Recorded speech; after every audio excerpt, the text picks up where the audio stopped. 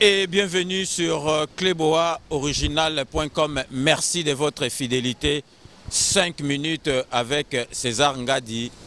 Il y a Lelo, Ezali, concerné évangéliste Mounene, Oyototika Nenambo Kanabiso, Kombo Naye Claude Kabundi Walesa. Parce que Moussala Oyo, Yanzambe, Bate Bele Babebisi Yango. Yango wana batu nyoso tu bakomi komona batu neti ba aventurieux mais na kati ya musala na nzambe oyo totikali pe tozali na batu oyo bazo sambela penza bonzambe ya solo. Exemple na ko pesa muto ngai na yebite mais oyo ngai vraiment na yebi esikoyo kombo na ye évangéliste Claude Kabundi Walesa. Eza en même temps lelo naza ko sala témoignage. Boyebi ke ngai nakendaki Kisasa na kufelaki yaya na nga tokendaki nzela moko asala 28 ans azonga na mboka te akei atikali kuna azonga na cercueil. Mais nazali koloba ke ngai soki nayebaki na période wana évangéliste Claude Kabundi Walesa mbele yaya na nga akufa te.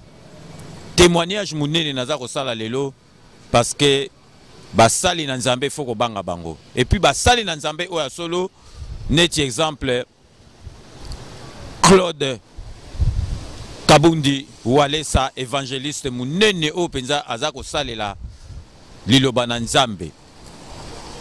Témoignage nanga ezali ndenge nini na kufelaki yaya akei 28 ans azongi te akufi na Kisasa tozongi awa yaya nga mususu mobali wazaka na Bruxelles. Il n'est pas allé programmer à Koufa. Mais nous avons awa na papa Walesa grâce ya ba ninga na ngai maître Chiwa il est déjà kota na kati ya papa Walesa to monani na ye to monana ki na ye pendenge balobaka ezali ata opportun to monani na ye na bengi grand frère nango azaka na Bruxelles aye ndengi penza yaki ezalaki déjà mutu moko azalaki programmé Atika biso. Mais papa Claude Kabundi Walesa assemblé lié nazali kolobake lelo place balingai ko memaye bakokisu ko memaye te. Donc yango wana nazweb sabino donc bozala na bobangi na mosali na nzambe. En particulier Claude Kabundi Walesa azo sale la penza nzambe ya solo. Donc bilomo boyebi ke Cleboa César Ngadi na sala be mission na ba pasteur na sala be mission awa na poto na ba pasteur mais na noté na sala oyo naza ko sala na Claude Kabundi Walesa parce que tant on a monaki premier jour quand on a monaki na santaki ke papa Walesa azali penza mwana na nzambe donc aza penza Jésus.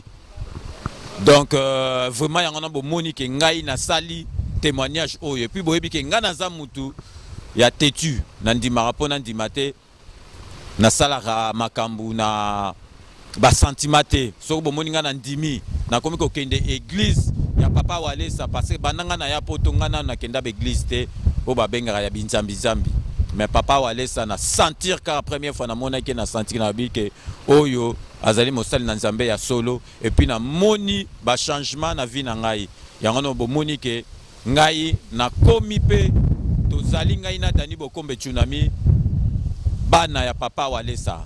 Donc ndenge toza koloba boye ba ke banda lelo oya kotumbola papa Walesa azali na problème na Cleboa na dani bokombe parce que ezali makambo ko sakanate et puis ba musu bazolo ba ke na sala un peu parenthèse muke o papa Walesa azana magie o azana banini so azana magie azo sali sabatu le problème ezani mais magie en opeto mona raté o azo simba batu asimbi dani bokombe na asimbi mama na libele. Mais vous vous rendez compte bino ba pasteur o ba aventurier ba pasteur o bokeno simba basi na mabele na hotel ye papa Walesa asimbi Dani ou bien moi si on a simbi en public et puis a simbi en honnête médecin. Bon temps papa Walesa a simba ramutaza na pota. O mutu azoki.